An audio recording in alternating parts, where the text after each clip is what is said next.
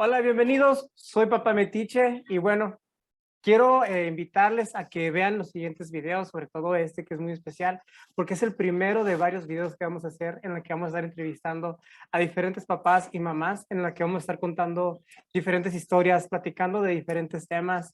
Y en esta ocasión tenemos un tema muy importante, creo yo que es un tema muy fuerte también, que es papás migrantes. Ahora, hablar de papás migrantes también es hablar de familias migrantes, pero para eso tenemos un invitado muy especial, que es nuestro padrino, porque es con quien vamos a empezar precisamente estas charlas, estas pláticas.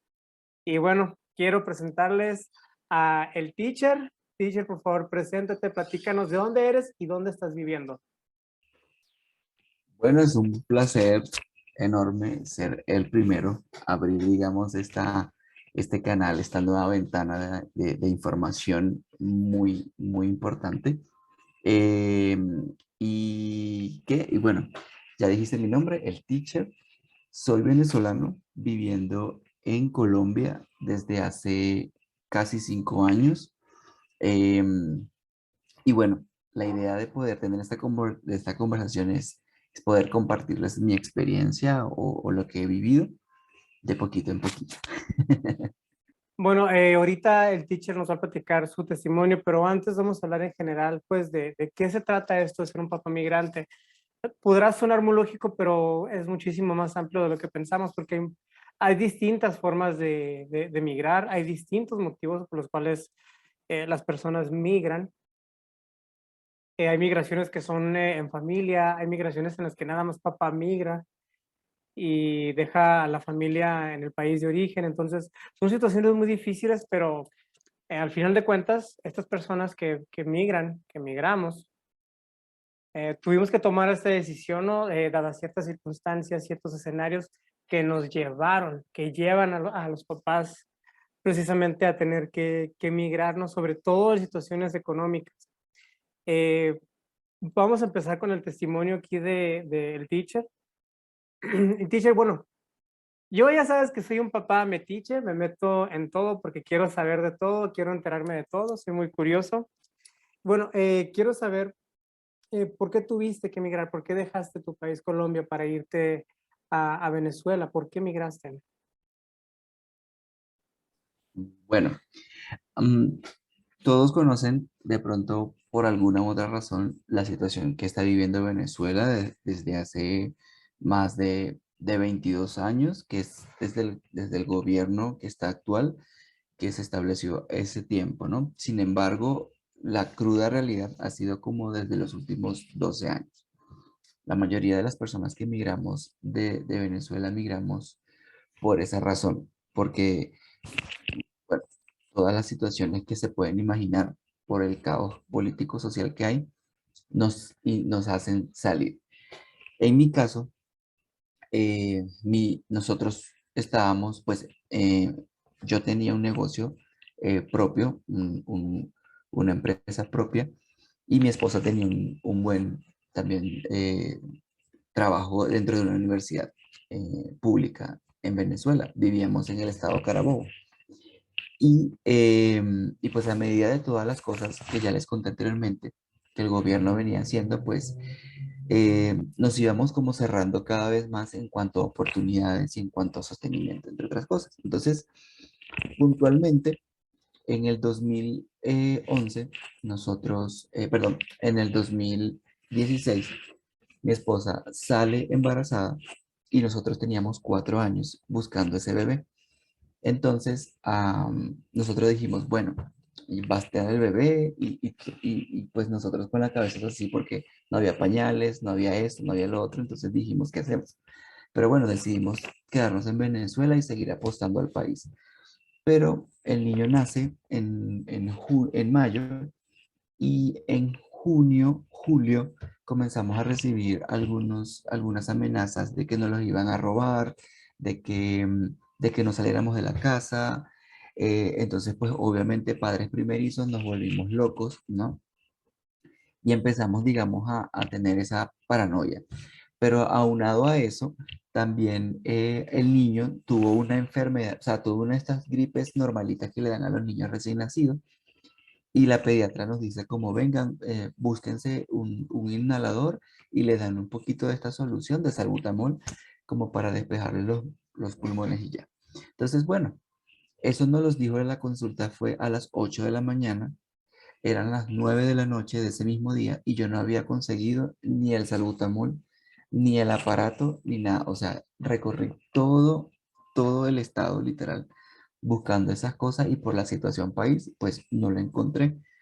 Entonces, hasta que por allá una vecina nos ayudó y le pudimos dar el medicamento al niño. Entonces, esa fue como dos detonantes como muy fuertes para que mi esposo y yo tomáramos la decisión de emigrar, ¿no? Y pues todo eso también venía ya aunado al hecho de que no conseguíamos las vacunas para el niño.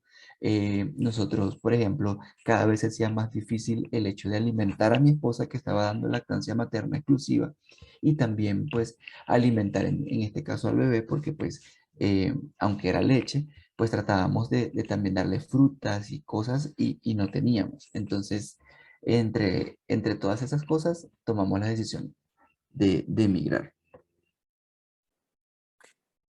Oye, qué fuerte. Oye, teacher, y bueno, continuando con tu testimonio, lo que te orilló a tener que emigrar, pues que buscarlo, lo que necesitabas para tu familia en otra parte. ¿Cómo fue el proceso de tu migración? ¿Cómo fue que te fuiste de tu país y llegaste a Colombia? ¿Qué pasó todo? Eh, ¿En qué te moviste? ¿Qué problemas tuviste que enfrentar?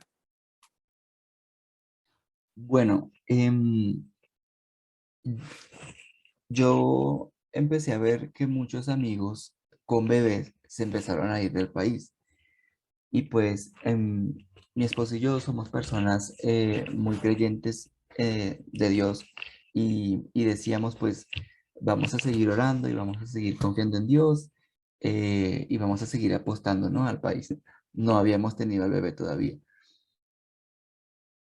Iban Estados Unidos, Chile, Perú, España, porque se van y me decían, no, pues es que no podemos, queremos darle una mejor calidad de vida a nuestros hijos. Y bueno, yo decía, se respeta, pero cuando me toca a mí y me pasa lo que les conté anteriormente, yo dije, sí, tienen toda la razón, o sea, no puedo pasar toda la vida buscando un remedio, no sé, por todo el país para mí, o sea, algo tan básico como la salud y que el país no me dé como esa seguridad, no puedo, mi hijo no tiene la culpa de eso.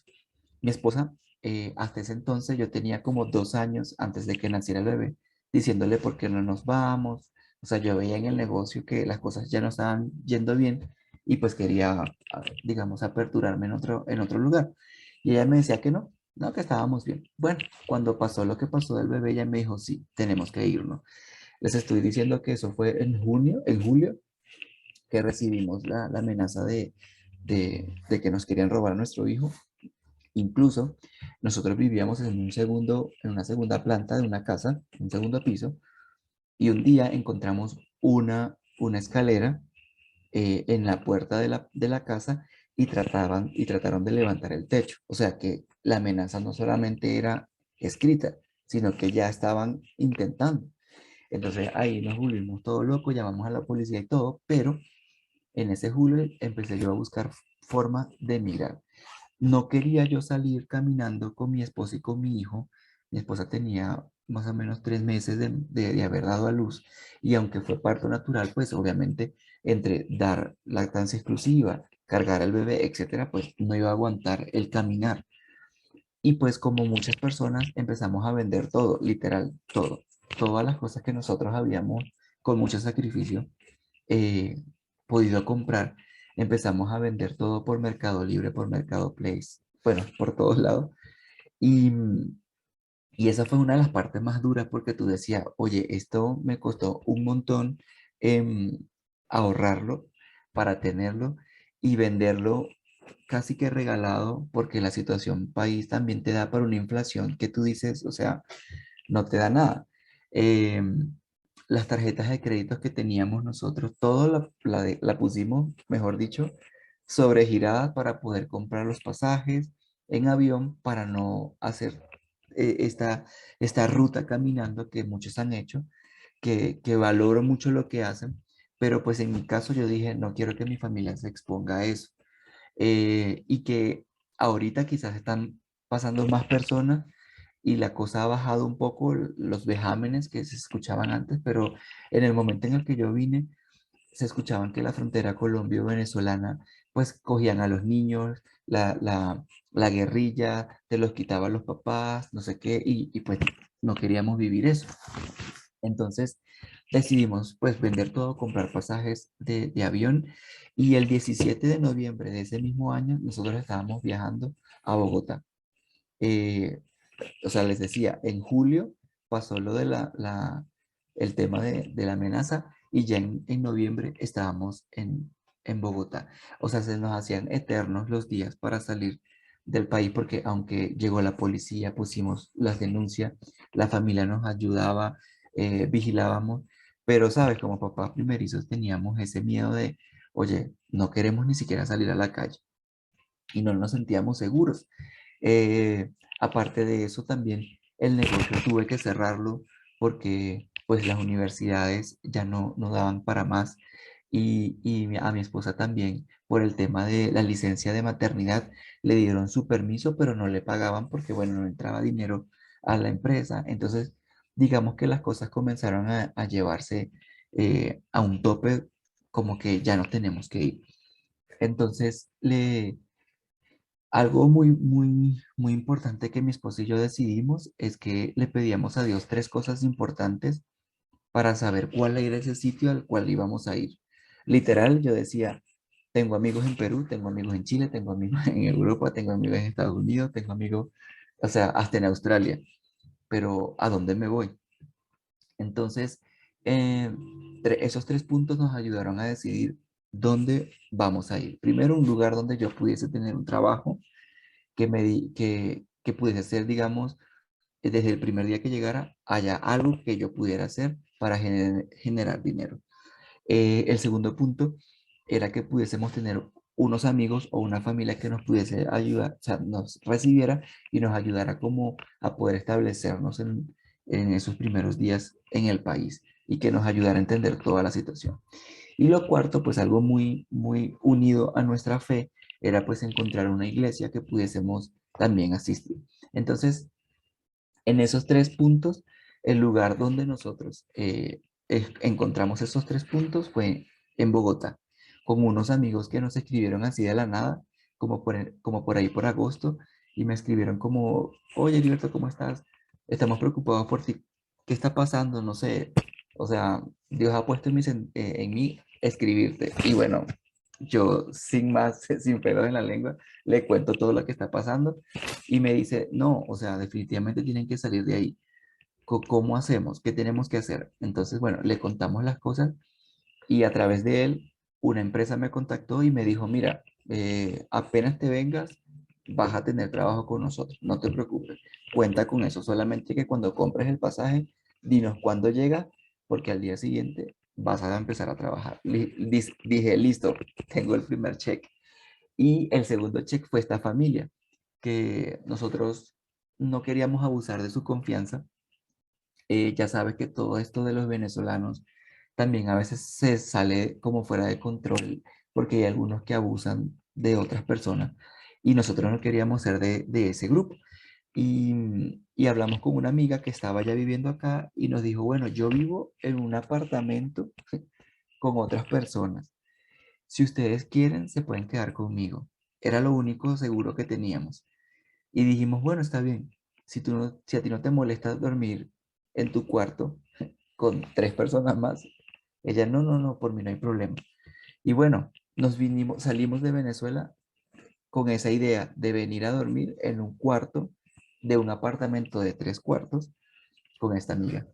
Y cuando estábamos aterrizando, este amigo que me contactó me escribió y me dijo, oye, te voy a pasar buscando el aeropuerto.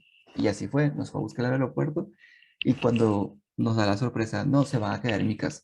en mi casa tienen un cuarto para ustedes solos, ustedes se pueden quedar ahí todo el tiempo que quieran, no van a pagar nada, nosotros queremos ayudar. Y nosotros quedamos como, oh, por Dios. Lo que traía era $200, literal, porque todo lo que vendimos, todo, neveras, lavadora, juegos de cuarto, juegos de mueble, todo lo que vendimos nos dio fue para reunir $200 nomás. Y entonces eso fue como el segundo check de la lista y quedamos como muy agradecidos por eso. Y estuvimos ahí con ellos 3 meses. Y pues lo otro de la iglesia, pues también junto con ellos que también son cristianos, comenzamos a asistir entonces ahí vimos como definitivamente es Bogotá por esos tres aspectos que como familia tomamos en cuenta para poder movernos de un lugar a otro. Me quedé speechless, amigo. Híjole, qué difícil. Fíjate, qué difícil y aún así tuviste, perdone.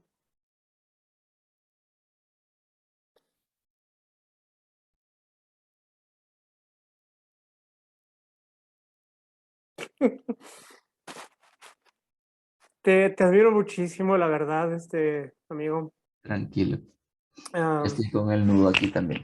sí. Y fíjate digo, tienes mucho que agradecer porque pues te fue muy bien, no todos han corrido con esa, con esa bendición, Sí. pero aún así, híjole, qué difícil armarse de valor y hacer todo lo que hiciste pues por tu bebé, por tu esposa. Mm. Pues no tengo palabras más que, pues te admiro muchísimo, la verdad. Y bueno, sí salen preguntitas que no las tenemos planeadas, pero ¿qué hacen con los niños que se roban, por ejemplo, en Venezuela? Am, un tema, la verdad, multifactorial. Políticamente hablando, el Estado tiene una cara y por debajo de cuerda o debajo de mesa es otro tema. Eh, yo soy docente, por eso el teacher, mis alumnos me decían el teacher cuando yo daba clase y como docente y profesional de la educación, am, me di cuenta que como desde el 2004 este gobierno adoctrinaba a los niños con una ideología completamente absurda, políticamente hablando. Y, y tú podías ver, por ejemplo, que en las escuelas quitaron el Padre Nuestro para colocar el Chávez Nuestro.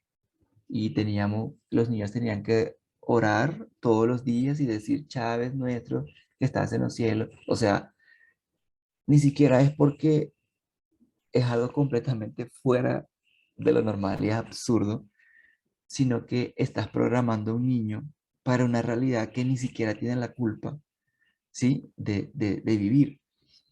Si un gobierno es capaz de hacer eso en las escuelas, imagínate qué es capaz de hacer con un niño que rapta, con un niño que toman a la fuerza y lo llevan. Hay niños, incluso de este lado también de Colombia lo vemos, niños que no llegan ni siquiera a 10 años y ya tienen un FAL, un fusil, y lo manejan correctamente, porque tienen que defender la causa del gobierno, porque tienen que defender la causa del líder. Y pues eso es lo bonito, ¿no? O sea, se dice rápido y se dice bonito, pero todo lo que tiene que vivir un niño para llegar a eso no es nada fácil. Y pues eso sumado a toda la situación que ya vive un niño que la verdad sé que hay muchos venezolanos ahorita en Venezuela que tienen la posibilidad, o papás me refiero, de poder comprarle a su hijo la chuchería que quiere, el dulce que quiere, la comida que quiere, pero la mayoría no. Entonces, ah, ya es suficientemente difícil la vida de un niño que quiere, no sé, los zapatos que usa, no sé, Ronaldo, y no se lo pueden comprar. como para que venga un gobierno y lo quite del seno de su familia, eh, y se lo lleve. Ahora, también con toda, o sea, otra respuesta también de esa pregunta tuya es que las bandas criminales armadas ya no tienen persecución en Venezuela. Entonces, hoy en día es muy normal ver que las bandas se enfrentan con otras por cuestiones de narcotráfico o por otro tipo de cosas. Y los que sufren son las personas que están en el medio, que son como los ciudadanos comunes. Y estas bandas, pues lamentablemente también roban niños o raptan niños para adoctrinarlos. Eso no es algo que estoy inventando, es algo que gente lo ha podido evidenciar, noticias que han podido también denunciar este tipo de cosas. Y pues amigo, mira, si antes se veían niños en la calle desnutridos o lo que sea, cosa que era, digamos, normal, entre comillas, con este gobierno, pues obviamente los niños no le toca o no tienen de otra que decir, pues si voy a pasar hambre y este me está ofreciendo que haga tal cosa y me va a dar comida, pues lo tengo que hacer. Es su manera como de sobrevivir y de salir adelante. Migras a Colombia, te estableces en Colombia, empiezas a hacer tu vida, a rehacer tu vida en Colombia. Ah, ¿cómo te va en este país extranjero? Cómo es para ti, para tu familia, la vida ahora estando en Colombia? Bueno, es un cambio completamente distinto, la verdad. Siempre que me preguntan eso, lo explico de esta forma. La migración es como que tú tomes una planta, ¿sí? Que está bien pegada al suelo y la arranques. Y luego vas y abres un hueco y la vuelves a poner y le vuelves a echar la tierra. La planta va como a marchitarse hasta que encuentre lo que necesita en el nuevo suelo para que pueda volver otra vez a revivir. Eso es para mí la migración. Yo me sentí así. Yo me sentí así y es muy difícil el que tú tengas que salir de tu país, que ni siquiera puedas tener el tiempo suficiente para despedirte de tu gente, de tu familia, porque tienes que salir, porque tienes que correr por X o Y razón. Nosotros nos pudimos despedir de los que pudimos, tomarnos las últimas fotos con los que pudimos y venirnos para acá. Es demasiado difícil porque cuando llegas acá eres nadie. O sea, cuando llegas a otro país, eres nadie en el sentido de que no tienes documentos que aprueben que eres bachiller, no tienes documentos que aprueben que eres universitario, no tienes el estatus, digamos, migratorio correcto, porque eres un turista y como turista no puedes pedir visa u otra cosa, porque pues eres un turista. No conoces siquiera cuál es la mejor panadería para comprar un pan, porque pues es todo distinto. Incluso las palabras, o sea, las palabras son completamente distintas. Nuestra forma de hablar, aunque es un español, es completamente distinto. Y ahí comienzas a tener tus primeras barreras, ¿no? Tus primeras barreras donde la gente te dice, ya va, espérate, no sé qué me estás diciendo, háblame despacio porque no te entiendo. Y tú te quedas como, ya va, espérate, te estoy hablando en español. Y eso me pasó muchísimo en el trabajo que te comentaba que tenía. Eh, yo principalmente tengo muy pocas experiencias de xenofobia, pero veía como otros paisanos sí eran de verdad víctimas de xenofobia y los trataban muy mal. Nunca he querido usar la bandera de la xenofobia como para defenderme porque me parece algo bajo, ¿sí? Pero en mi experiencia, un cliente de la empresa llamó a mi jefe y le dijo, mira, mándame a alguien que sepa hablar, por favor, porque esta persona que tú me mandaste es venezolano y no le entiendo nada. Mándame a alguien que sepa, por favor. O sea, ven acá, estás hablando con una persona de 35 años, profesional, y que está echándole todas las ganas del mundo para sacar a su familia adelante. Eso no es tu problema, es verdad, no tengo que echarle la culpa a nadie, pero ve la voluntad, ¿sí? O sea, ve lo que estoy haciendo. Estoy tratando de comunicarme lo mejor que puedo para poder lograr mis objetivos y también servirte correctamente. O sea, y mucho menos yo quería dejarle, digamos que el cliente se le fuera a mi jefe. Gracias a Dios, mi jefe de ese momento era una persona súper buena y muy empática y llamó de vuelta al cliente y le dijo, o sea, ¿usted qué le pasa? Ahí tuvieron su encuentro y le dijo, o sea, o sea, Heriberto es el representante de la empresa. Por favor, todo lo que usted quiera con la empresa, dispóngase y atiéndalo con él, porque para eso yo le envié. O sea, yo me sentí como, yo me quería de verdad morir, yo me quería regresar a Venezuela. Yo decía, Dios mío, esto es demasiado difícil, porque literal, o sea, es que te vean como, o sea, como un perol, eh, o sea, es más que tú. Sin embargo, esa experiencia y otra fueron las que yo tuve.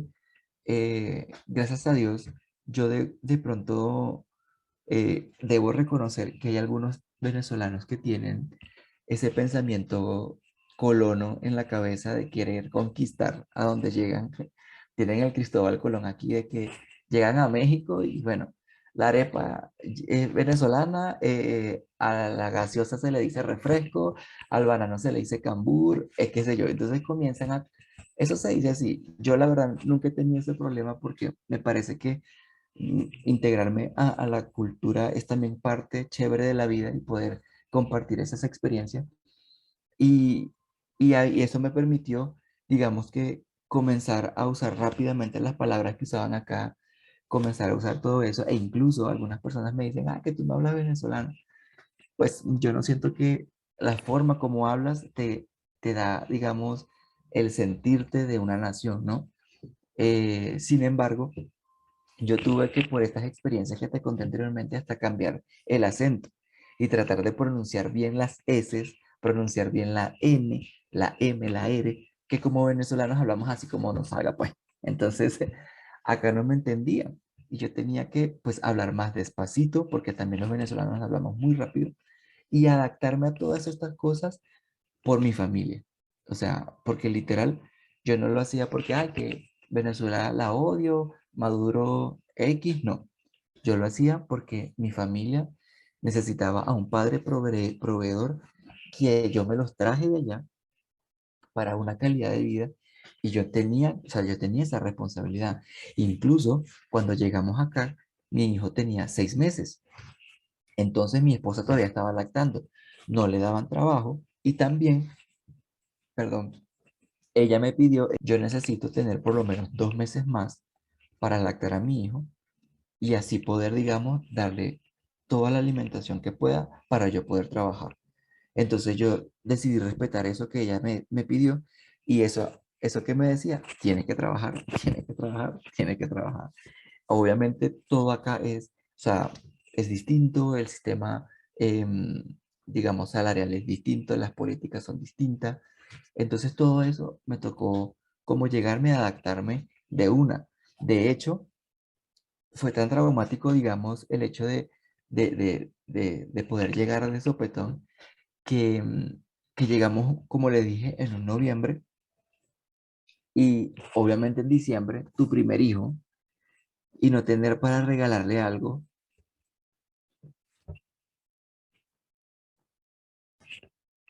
perdón,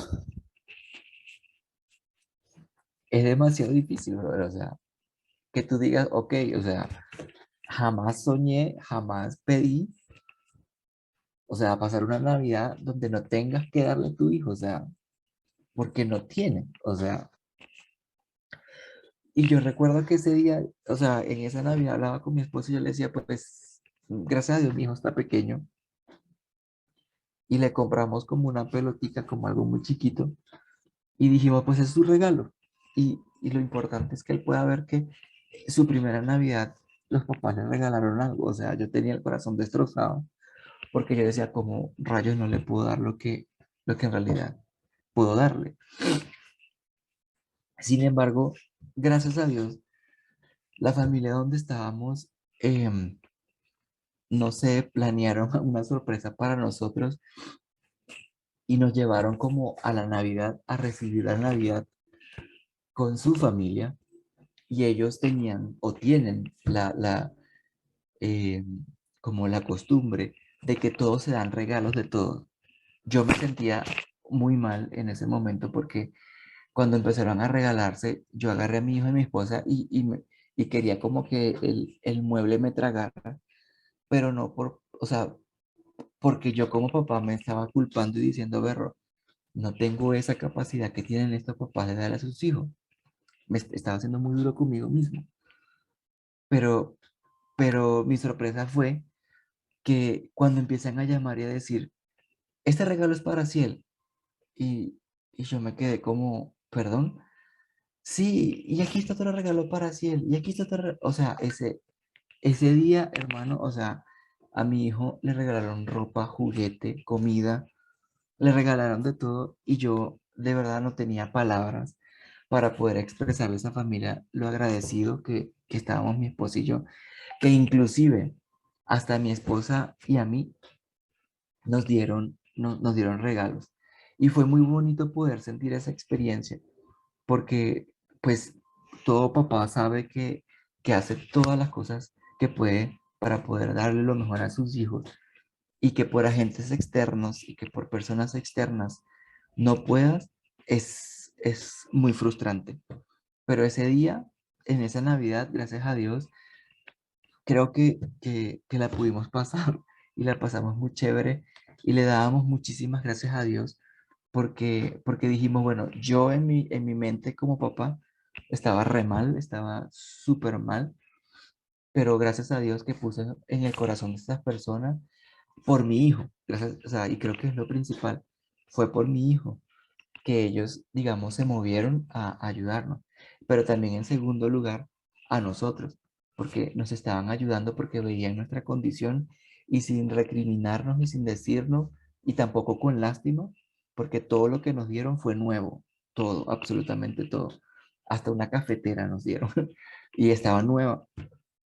Y eso solamente, digamos, es loable de personas que también, digamos, te estiman y te aman. Pero sé que esa no es la realidad de muchas personas que migran, eso yo estoy claro. Yo no estoy hablando en nombre de todo el mundo. Yo también veía a la misma par que vivía esto, veía cómo paisanos dormían en la calle, pasaban frío, que teníamos que ir, preparar algo y llevarles porque pues no los podíamos tener con nosotros. Otros papás que también migraban y tú los veías caminando en el frío de esta ciudad con sus toallitas, con sus hijos y yo pues con ganas de hacer más cosas, pero lo que podíamos era ayudarlos con lo que podíamos, pero también era la realidad de ellos que estaban viviendo, digamos, su migración y que es, la verdad, es el testimonio de muchas más personas, los que le han tocado vivir cosas difíciles.